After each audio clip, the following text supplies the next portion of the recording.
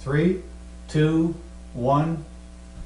Today is Monday, May 8th. It is 1 o'clock p.m. We are at Mount Everett Regional School, Sheffield, Massachusetts. We are interviewing Bill Clark. Bill's birth date is October 28th, 1941. The people conducting this interview are Alex Green and myself, Jeremiah Tomaszak. Recording the interview is Paul O'Brien. We are working with Kevin Wolgamoose, 9th grade honors English class, and we will begin with some questions about the start of your service. Were you drafted or did you enlist? I was drafted. Into which branch of service? I was drafted into the United States Army. And where were you living at the time? I was living at Maple Avenue, 45 Maple Avenue, Sheffield, Mass. And do you remember your draft number? I remember my Social Security, my military number, US 51480909. And how did you feel about being drafted? At that time, I was very shy and very afraid of a lot of things. And so this meant a big change in my life to go and leave people that I knew and go into the unknown. And there was talk that there was going to be a war in Vietnam, and they were sending advisors over and so forth. And so it was a big change. And everybody I knew from Massachusetts that got drafted went to Fort Devens for basic. I would get up to Lee, they put us on a bus, take us to Springfield, and they swear us in on the 3rd of December 1963 and tell us that we're going to Fort Jackson, Carolina, Georgia. And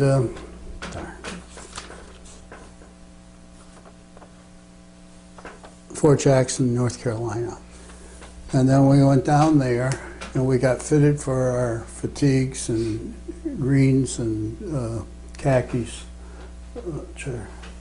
And then after they had told us we were having basic there, then they called us all in and told us that they were putting us on buses and took us to Fort Gordon, Georgia. Mm-hmm. And then we took our basic in Fort Gordon, Georgia. But expecting to just go right straight through, they broke the training cycle and sent us home for Christmas, which was just about unheard of, but that's what they were doing. So we came home, had Christmas, and then went back and finished basic training. Then the day after graduation, they loaded us on a train and went up to Chicago and then got on the Great Northern Pacific and went Pullman first class all the way out to Tacoma, Washington. There we got onto Army trucks, and then they transferred us to Fort Gordon, Georgia. Fort Lewis, Washington. And then after a few days, we started MP training, and I became a military policeman. Mm-hmm. And then we had, there's two types of MPs. There's the military combat MPs that are trained to do out in where there's battle going on, and that was what I actually was a combat MP. Mm-hmm. And then the other MPs are for doing around the forts and staying within the areas there, which I did a little of that, but mostly then then the interesting thing was after we finished our MP training, a couple days later, we went by Army convoy. Now, all the way from Fort Lewis, Washington down to Parker, Arizona. We did stop at Needles, California for a few days for some adjustments, and that got had our orders to go to Parker, Arizona. And that was where I stayed until we came back. We went out and reconned and checked bridges, and we had a list and a code to go by that we rated the bridges so that if Army convoys were coming through, that they wouldn't overload the bridges and so forth. And it was rather interesting. I had never thought about all that stuff they had to do, and you know, and because when they get these trucks loaded up, they got heavy stuff on them. So then we're out in the Mojave Desert for, I think it was 3 months. And that turned out to be very interesting. Is it okay to interject a few stories? After we had been out there and the rest of the troops came in, everybody was told you cannot bring any civilian clothes with you, and that you'd be able to go into the towns in your Army fatigues. Well, this visiting, I don't know whether he was a lieutenant colonel or a general, came, and he saw people coming out of restaurants and bars and in their fatigues. Well, he had a hemorrhage over it, and the next morning there was an order: nobody's allowed in stores, restaurants, bars in fatigues.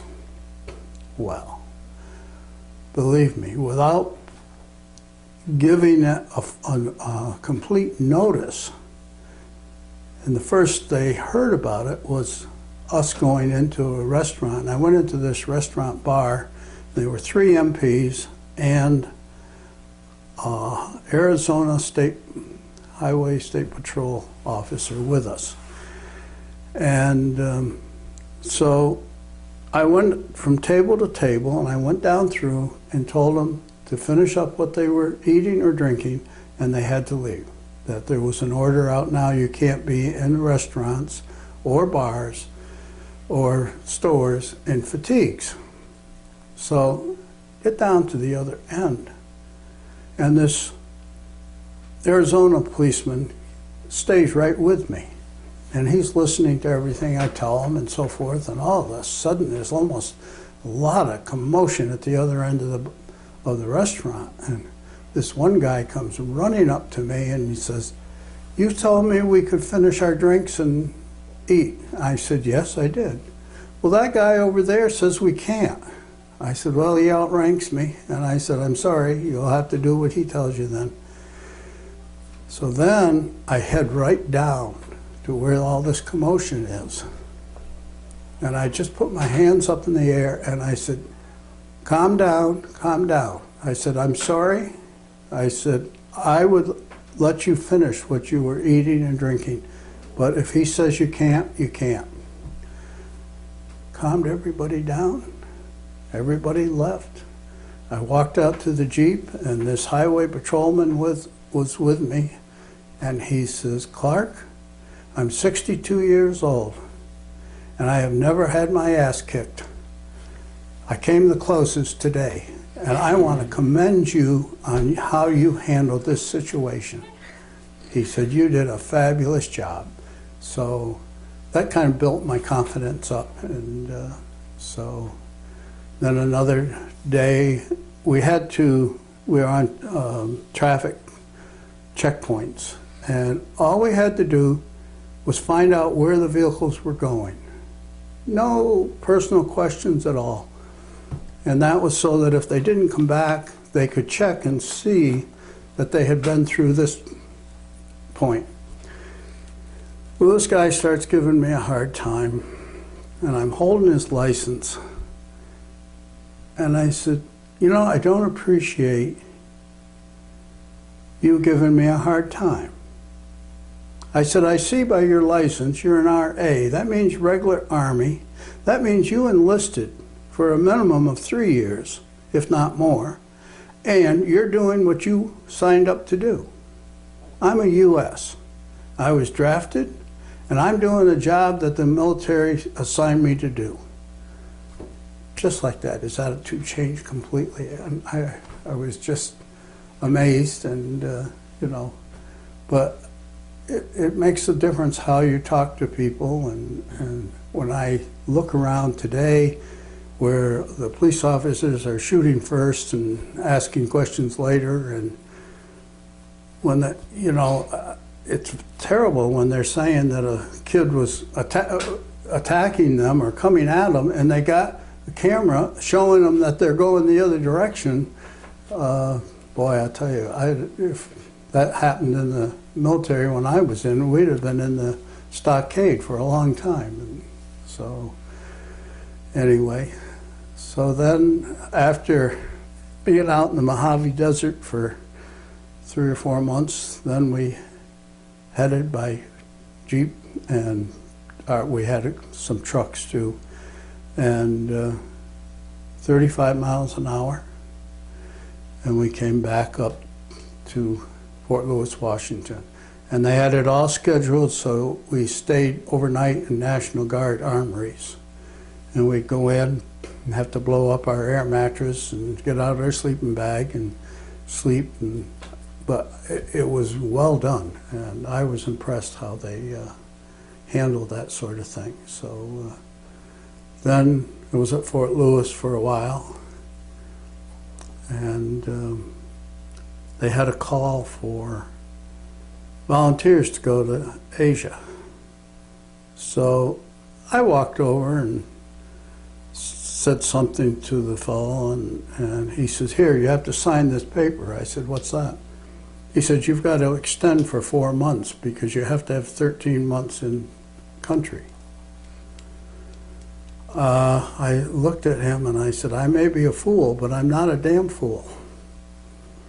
Oh, he got so mad, and I just got up and left. And but I just thought it was so funny because he thought that, you know, I'd go along with whatever he said we had to do, and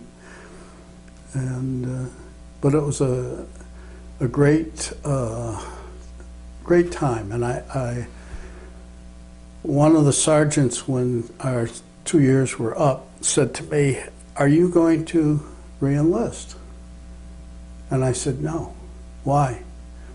"Well, the life for sergeants have started a pool on who's going to re-enlist." And he said, "I chose you." And I said, "Well, Sarge, I look at it this way.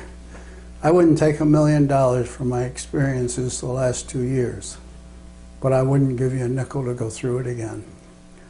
And that's, you know, I mean, it was an experience. And then after we got back from Desert Strike and we were at Fort Lewis, then they notified us that we were going to go to Vietnam. And so it took a month to load up, get everything packed up, I should say, and loaded it up. And then we flew down to Oakland, California, and then they took us by bus over to the USNS Barrett, which was a troop ship, and we headed for Vietnam. And let's see, I've got a few things written down here.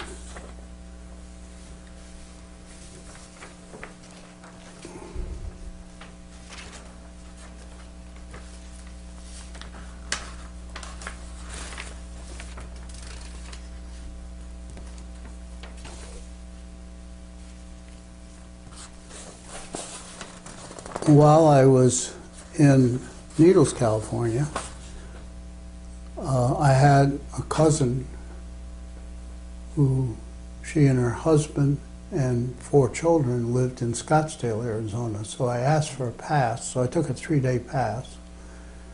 At that time, Arizona, when you came into Arizona, you had to stop and your cars were inspected to make sure you weren't carrying any plants in the car. So I got to know the officers. So I went, he said, "Well, you're going to take a trip down to Scottsdale. You come out here in the morning." So I got a ride out there in the morning. And he would ask people where they were going. And he told this couple, I have a military policeman that wants a ride to Scottsdale, Arizona. And so, sure enough, they gave me a ride. And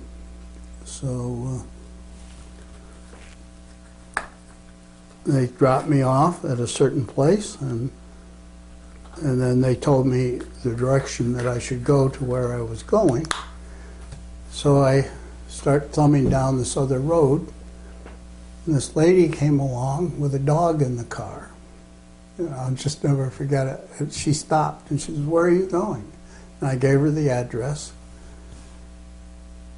"Will you sit in my car with my dog while I do pick up a few groceries?" I said, "Yeah," because by that time the dog's licking my hand and just going crazy. And so I got in and we stopped at the store. She got her groceries. She took me right to the dooryard, drove in the driveway, and she said, "This is it right here." So the dog hated to have me leave. So I stayed there and then got another a ride back with somebody else, and so that was a good thing. And the desert life is something else. And one thing about being an MP, you only went where the Jeep would go. So when I met these fellows in Vietnam that were going through the jungles and coming up with python snakes that are 40 feet long and bloodsuckers. You know, how long's a bloodsucker? Yeah, over there, they're a foot to 20 inches long. Oh, goodness. I couldn't believe it. I mean, man, if you ran into a bunch of them, they could suck you dead in no time. It seemed to me. That wasn't official. But, so then when we got back from Arizona,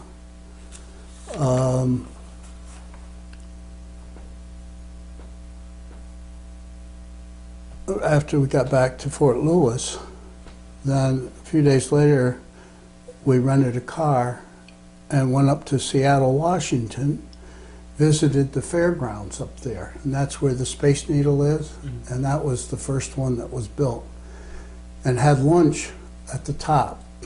And you sit in the booths, and every hour it makes a complete circle. So you get to see the whole city of Seattle. I was fascinated with that. And then the elevator going up and down is like a little bumper car on the outside with windows in it, and up and down. I mean, it goes fast. I was surprised. So I was glad to have the opportunity to go there. And this Bill Rawrig from Pennsylvania, we got off and we're walking down this gangway or whatever, path, but it was an elevated one that went down, and he stops. "Look at that. I didn't know they grew them that tall." Everybody stopped to look to see what he's looking at, and of course he's looking at the Space Needle. So I really had a good bunch of fellows to work with and deal with, and then I met a family from Puyallup, Washington, and they would drive it was 21, 22 miles. They would drive in and give us a call when you got time off, and we'll come out and pick you up. Go out for the weekend or 2 or 3 days, whatever I had off, and I was just going through my notes, and oh yes, I painted the eaves on Alan B's house, and and so they loved to have me come out, and they took me up to one of the interesting things, and I'll show you the Indian later. But Al took me up to the Quinault Indian Reservation, And we stopped, and there is a cedar tree, 35 feet long, and this Indian is hollowing it out to make a dugout canoe. So we got talking with him, and this car came along, and the people are scared to death, and they keep looking. I think they're expecting arrows any time, but they rolled the window down. Do you mind if we take a picture? I said, it's his canoe, just a minute. I said, do you mind if they take pictures? No. Well, there were 6 people in the car. One guy had 5 or 6 cameras. Everybody had 2 or more cameras. Movie cameras and slide cameras and just old black and white clip ones. And so they got out and they're taking pictures, and they just got back. They thank you, and they got back in the car and they slammed the doors, and they were like they were scared to death, and I couldn't understand why, because here we had just been so nice to them. And they drive off, and I start laughing. And the Indian says, what are you laughing about? Oh, I was just thinking when they get home, they're going to call the neighbors in, and they're going to show them a movie camera film of 3 Indians making a canoe. And I said, one of the neighbors is bound to say, well, that one doesn't look like he's an Indian. He looks like a white man. Well, this Indian just got laughing. And he invited me to come back. And they loaded these dugout canoes on a flatbed trailer truck, and they went up to the Quinault Lake. It took 3 days to come down. And they took cooking supplies, but they caught fish and hunted all the way. So all their meat and basically anything they ate was stuff that they got. And he wanted me to come and go with them. And I got back, and they said, we're going to Vietnam, no more leaves. So couldn't get a time off to go. So that was a disappointment. But do you remember arriving at Vietnam? At Vietnam? Yeah. Oh, yeah. What did it feel like? Well, first off, let me go back. We were on a troop ship, the USNS Barrett, and we landed at, Quinyon or something like Quinoi. And we left off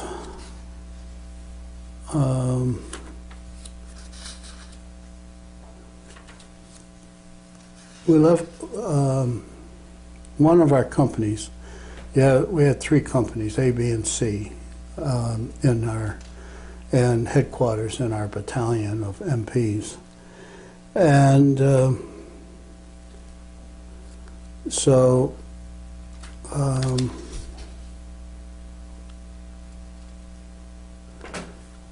then I got to find it.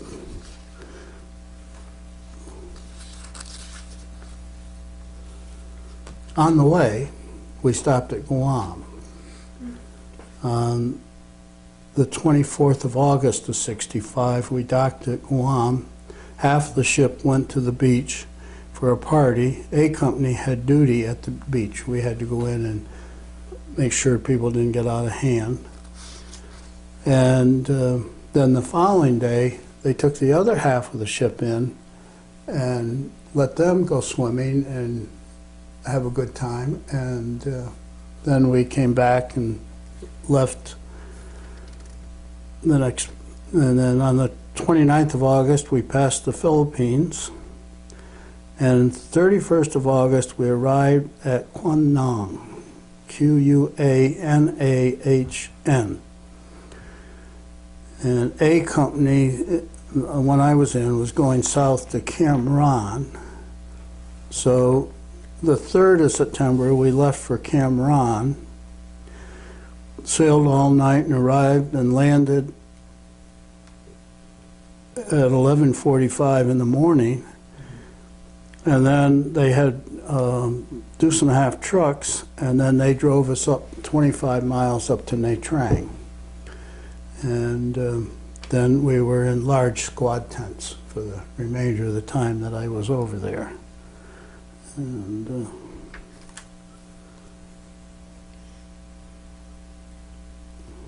okay, well, your next question? What was your job or assignment when you got there? I was a military policeman, and we had highway security mostly. Mm-hmm. And we escorted convoys from Nha Trang to Cam Ranh. We also carried locked boxes with security stuff in it that would go from our headquarters down to the headquarters of the MP detachment down in Cam Ranh.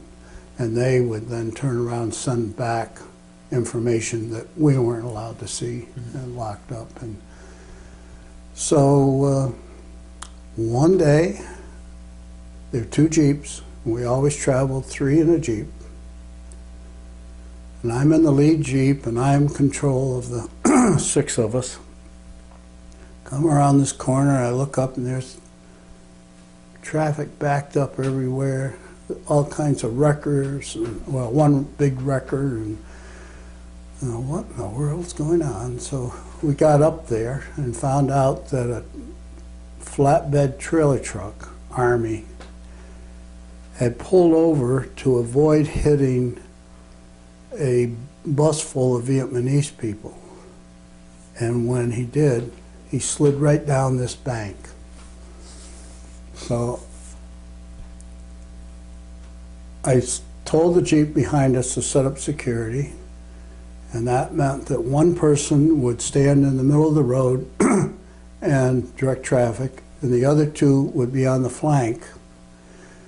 And we all had M14 rifles and .45 caliber pistols with us. And so I went over to the wrecker guy and I said, "What's the story?" And he said, "I've been here winching this truck up for over 2 hours," and he said, "I've probably got another 20 minutes to a half an hour." I said, "Okay, keep going." I look up, and here's this Jeep coming. And this man is standing up in the front passenger side of the Jeep, holding on to the windshield. Now, we were not allowed to have our windshields up, because if they get struck by a bullet, they just shatter. You know, you can have a lot of problems. And so I walk over, and it's I can't remember his rank, but I think it was a lieutenant colonel. And he starts yelling, "Get this road opened up, we have priority." I said, "Sir, they have been winching this truck for over 2 hours. And I said, if they have to let go of that truck, it's going to slide right back down the hill to where it was.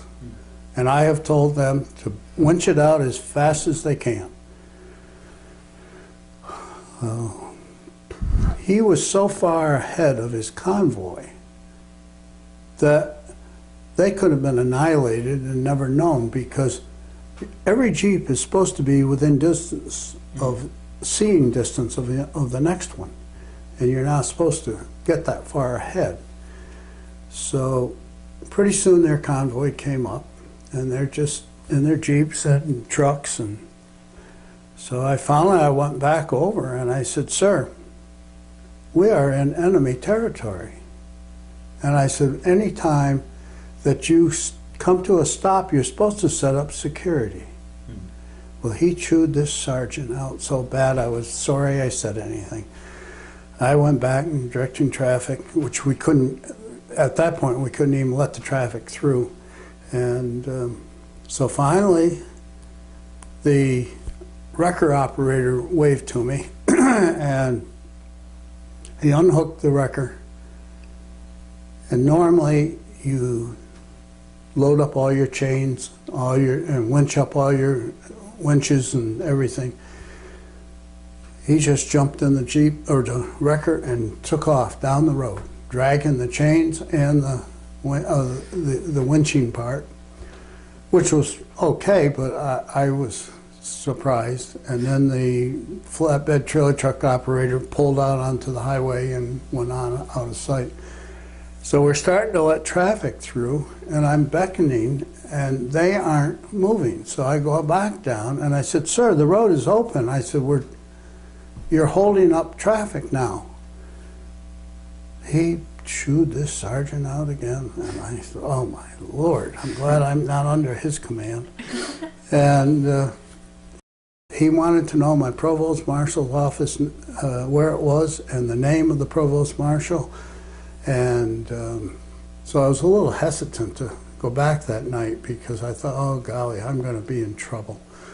And but I went back, and sergeant or the captain called me in, and he said, "I hear you had to stop a convoy." I said, "I had no choice." I said, "Yeah," and I told him what had happened. He said, "Good. I'm glad you handled it that way, and I'll put that on your 201 file." I said, "Well, thank you." And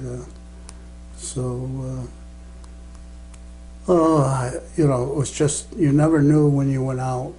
Another day I went out, and there was a bus loaded with Vietnamese people. Now, over there, if they got all the seats are taken and you can't stand in the aisle, they would climb up on the roof. Yeah. And, you know, this bus got hit bad, and I was glad we didn't have to investigate it. It was all Vietnamese people, and we were able to get down to Cam Ranh, and when we got back, it was all cleared up. So. Did you ever see any combat? Well, maybe I should ask you to describe combat. A battlefront. A battlefront. No. Like I say, I was on highway security. Mm-hmm. Two of our sergeants got badly shot up because they stayed in town late and had a few beers or whatever, and then started driving back in the dark, and the Viet Cong hit them. I went several places that wounded people were brought out, and a Vespa came up, which was a little motorized motorcycle with room to sit 2 or 3 people in the back. And they're jabbering away in Vietnamese, and the guy points to come, and I go and I look, and this guy is all shot up. And so took him, I let them through. I yelled to the other MPs to let them through because they were going to the hospital. And but as far as I think what you're meaning, no, I didn't get involved in any battles on that way, which I was very thankful for. Yeah. Were there any casualties in your unit? There was the 2 sergeants when I left home for Vietnam. From Vietnam, it was those were the only 2 that had gotten. Then another day, a Connex container came, and our tools were inside it. So I took a hammer and trying to break the banding wire or steel that went around it, and I sliced my hand probably that deep. Fortunately, it didn't hit the tendons. So Sergeant said, "Come on, I'll take you to the field hospital." And I said, "Oh, I don't want to go." So I'm over here washing it off under a water bag.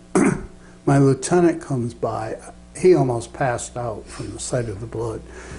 And he told him to take me into the field hospital. And I said, "I really don't want to go." "Clark, do you want to spend 3 hours here unloading Connex containers? Or would you rather go sit in a field hospital and wait to be bandaged up?" I said, "Well, putting it that way, let's go." So we got over there, and have you ever watched MASH? Yeah. all I could think of is how true a lot of their actions are in MASH. And we arrived, and I go in. And this, I think it was a Spec 4, came, asked what happened, and I told him and showed him, and he said, okay. He said, the doctor will see you. And so I said, okay. So I had just had a couple of Band-Aids over it, keeping it in a rag. And next thing I know, some alarm goes off, and it was just like MASH. Everybody goes running out there. Our stretchers, there's carts or gurneys on wheels, and out the doors they go, and they're just running. And so I got up and looked outside, and there was a landing place for helicopters. And so I just watched, and they brought a whole bunch of them in. And this one young fellow laid there, and he kept looking at me and looking at me. So finally, I got up, and I walked over. I said, how bad are you hit? And he goes, I'm hem-stitched by a machine gun right across my waist. I said, wow. He reached out and he grabbed my hand. He said, stay with me till they take me in the operating room, please. I said, I sure will. And to this day, my biggest regret is I didn't get his full name and a home address so that I would know whether he actually survived or not. But there are a lot of good people that I would still like to keep in touch with. And so.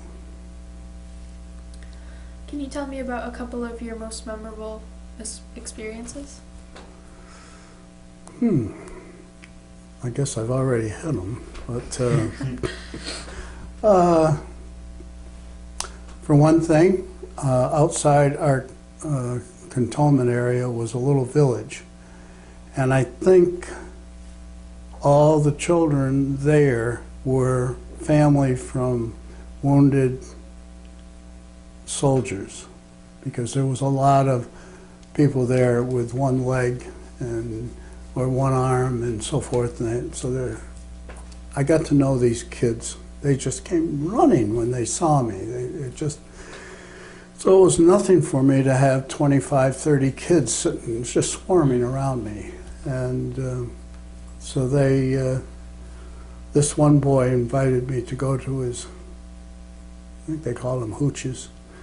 And so I went, and you like tea? Yeah. So he pours out this little cup of tea. God, it was the worst thing I ever drank in my life. So strong, so bitter. I got down to there was about that much left, and I go like that. This kid jumped up. You like, and he grabbed it and filled it up again. Well, then I just found out after that was you don't finish something if you don't want more. I said, oh my gosh, I wish I'd known that. So the second cup, I couldn't finish it. It was, but the interesting thing about Vietnam to me was that it was like walking into a Bible story. In the cities, everything was French design and electricity, telephones, and scooters running around, and so on and so forth. You go outside the city limits, and here's all these houses made out of thatch, dirt floors, no running water. They have to run to a well to get water. I grew up on a small farm, so I was rather interested in the farming. And the rice paddies were plowed with water buffalo and a plow, a moldboard plow that is carved out of a log. I mean, I just had never seen anything like this, and I was quite impressed. It was very unique, and hooked to the water buffalo, and then they get to the end of the field, and they just pick the plow up and turn around and go down the other side and so forth. And another thing that was fascinating was to watch the Vietnamese women planting rice. They had, I don't know what they called them, but it was like an upside down hat, which would be about that big around, and it would just be loaded with rice seedlings. So now after they've got the rice paddies plowed, then their harrows were a log, probably 12, 15, 14 feet, with a bent thing so that one water buffalo, but then that thing is grooved the whole length of it. So that when the water buffalo drew it, it would break the sod up and level it off a little. One of the other fascinating things, and I didn't know what they were doing, but I go into a town one day and they're waving to stop, and it's like the whole road is all moving, all white and black, and what is that? It was probably a couple thousand ducks. And they're herding them from one rice paddy down to another rice paddy after they've been picked. The rice has been taken off. Then the ducks go in and they burrow down and they get the insects and things that are living in the ground. I thought, holy mackerel, I just was really taken with their way of doing things, and I didn't know what they were doing. I couldn't speak Vietnamese, so we had to escort a convoy up of Koreans that came over. And man, I'll tell you, they were strack-looking military, and they went by the book. But this one guy that rode with me is explaining to me, you know, he said that we have the same techniques in Korea. And so I learned a lot about the farming methods over there from him, and it was interesting. So.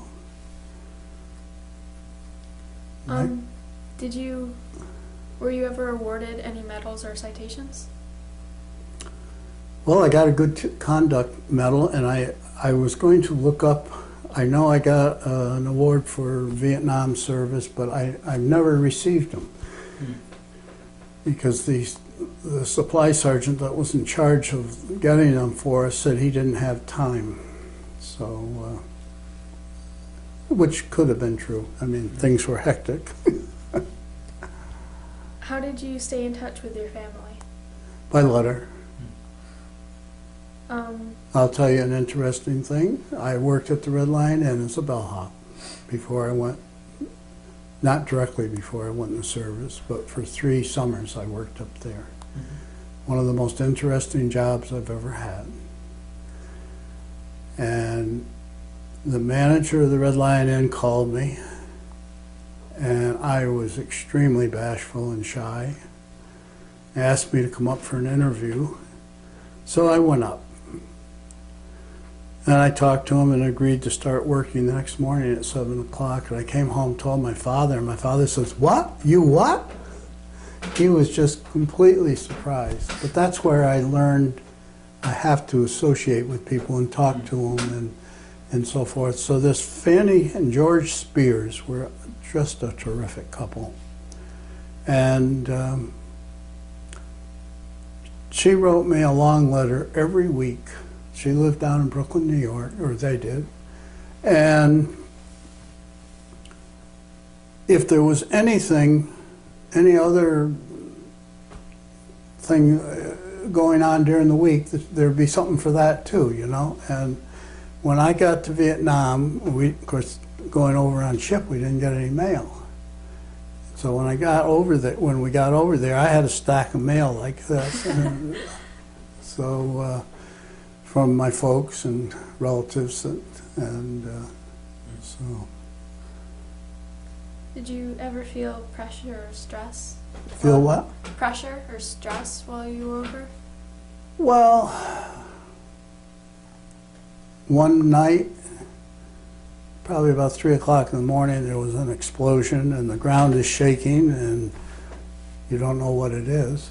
They blew a bridge up about a mile out of town, and that kind of made you, there were, everybody listened. There was no gunfire, so it was not as bad as it might have been, but I don't feel like I had a lot of pressure. And I tried to cope with everything as it came along. And I think being in the MPs was easier. One day when I got off duty, we were walking into the Provost Marshal's office, and we had to go in and give a report on everything that we had done. And there were 3 fellows sitting here on a bench.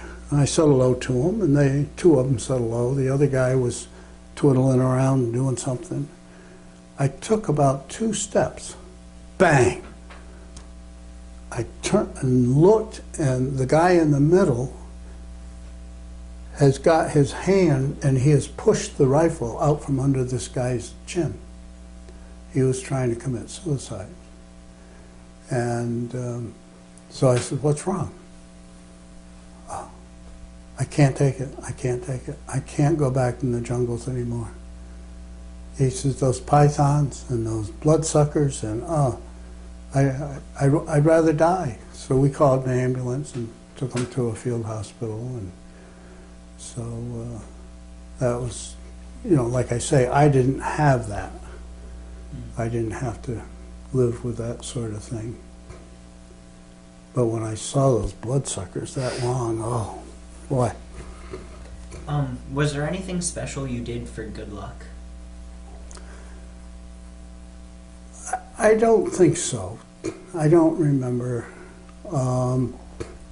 Though I did get saved one day.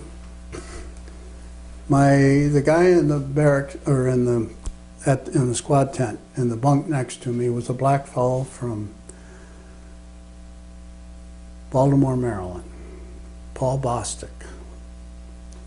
And he was as black as the ace of spades, and he had the whitest teeth of anybody I've ever seen. And one morning, probably between 2 or 3 o'clock in the morning, my bunk is shaking. I said, "What's going on?" "Clark, are you awake?" "I am now." He said, "I'm scared to death, and I'm afraid something's going to happen to me while I'm here. You are the only person in the battalion that I trust." And he said, "If anything happens to me, will you go to Baltimore and look my wife and daughter up?" I said, "I certainly would, Paul, yes." "Oh, good. Now maybe I can sleep." I said, "Good. Wait till morning. I'll get the address and telephone numbers." So we went into town one day, and they were at ladders up against a building. Well, I started to walk under the ladder.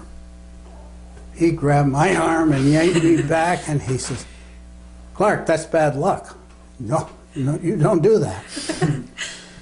Until then, I had never realized how superstitious a lot of black people are. And Paul was just a great guy, and I really, enjoyed getting to know him. And another good thing that happened was I met a Mexican from Texas, Odessa, Texas, Abel Ramos, and he was in another platoon, but we were good friends, and he gave me a lot of advice. Never stand when you can sit, never sit when you can lay down, and never stay awake when you can take a nap. And I said, "Thank you." So I said, "Someday I will come and look you up, and you're going to be sleeping. So in 1968, my neighbor George Stenner came home from Vietnam. And anyway, we left and we went to the West Coast. And we went all the way to Key West, Florida, came back up and across, and stopped in Odessa, Texas. Found his house, knocked on the door. His wife answers, "Is Abel here?" "Yeah, who are you?" "I'm Bill Clark. I served in Vietnam with him."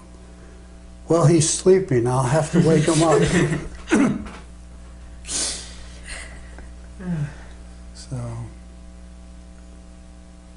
Do you recall when your service ended?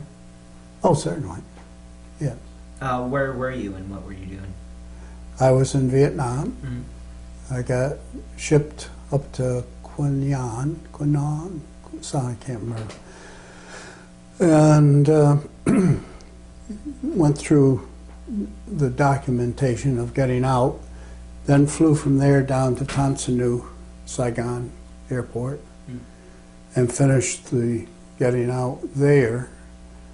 Then had to wait for a jet plane, and then they flew us to Oakland, California, and then got our final pay. And so Vietnam fighters were looked down on a great deal. And I got a ride to the airport and went in and sat down, and this guy on this side says to me, "Are you returning from Vietnam by any chance?" And I said, "Yes, I am." He said, "I'll buy you a drink, anything you want." The guy on the other side says, "Did I hear you say you're on your way home from Vietnam?" I said, "Yes, I am." "Baby killers." He got up and took off. I don't know if he ever paid for his meal. He left half of his meal right there. He wouldn't even sit beside me because I was from Vietnam. And, well, there was nothing like that where I was. You know, it was just the opposite. What did you do for a career after the war? I'm still looking.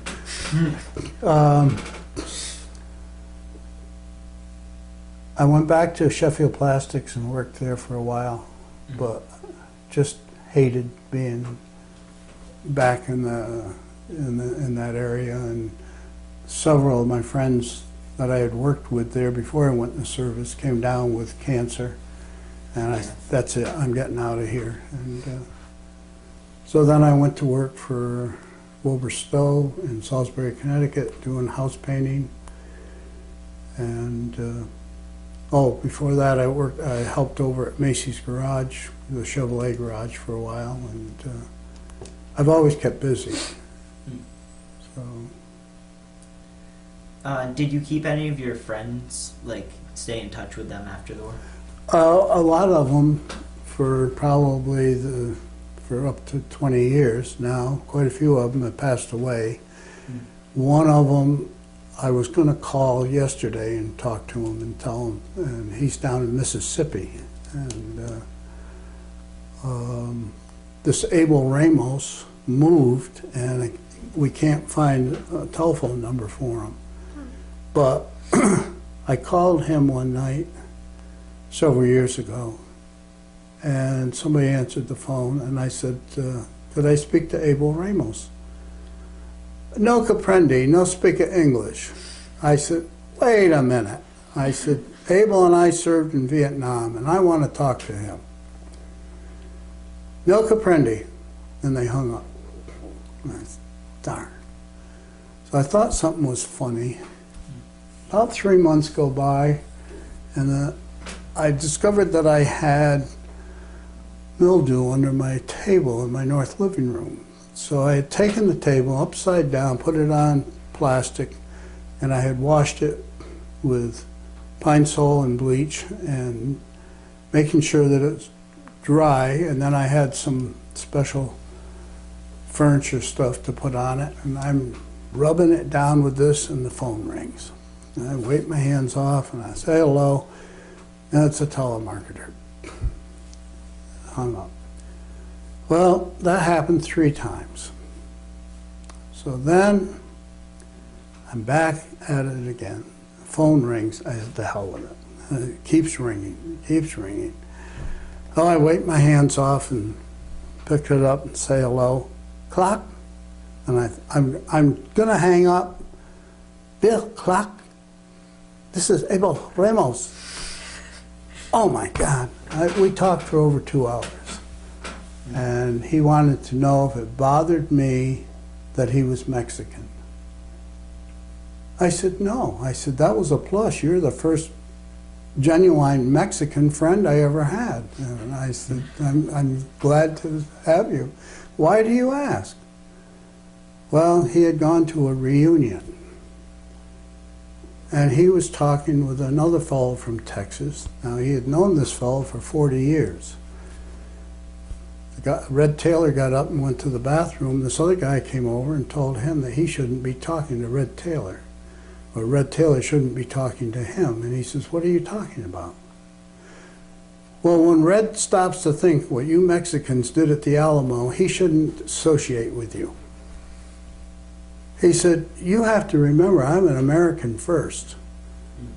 And the guy just took off and left. So Abel said he would never go to another reunion. But the reason that he wouldn't talk to me the day that I called, his wife had just died. And 2 or 3 months before that, his daughter died. They both had died of cancer. And he said he was so upset that day, he said he just couldn't talk to me. And he is one person I'm hoping that I'll get in touch with someday. But,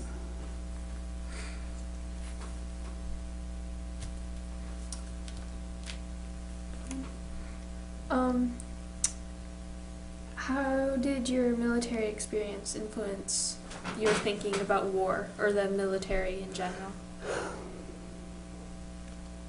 well, I felt that the United States has a great military service.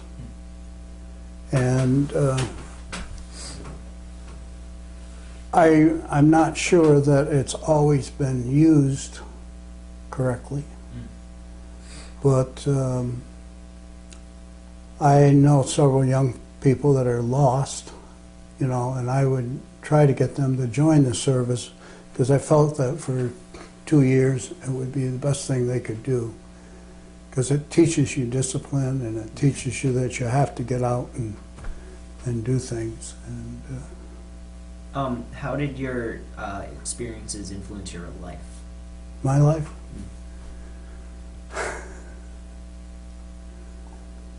Well, that's hard to answer. You're talking about the military, Yeah. being in the military for 2 years? Well, I think it made me want to be more punctual and I always try to get at a given place ahead of the time. Like today, Mr. O'Brien says, you're early. Well, I looked at my watch and it was about 7 minutes of. I didn't consider that early. I just figured that was time to find out where I had to be and go. And then last question, what advice would you have for a young person considering entering the military? Say that again. What advice would you have for someone considering joining the military? Well, like I told you, I have advised several young fellows to go in that just have no way to get in charge of their life. And I think that it's an excellent way to find yourself. And then, of course, after that, you also can go to school on military GI, and which I didn't use, and I should have. But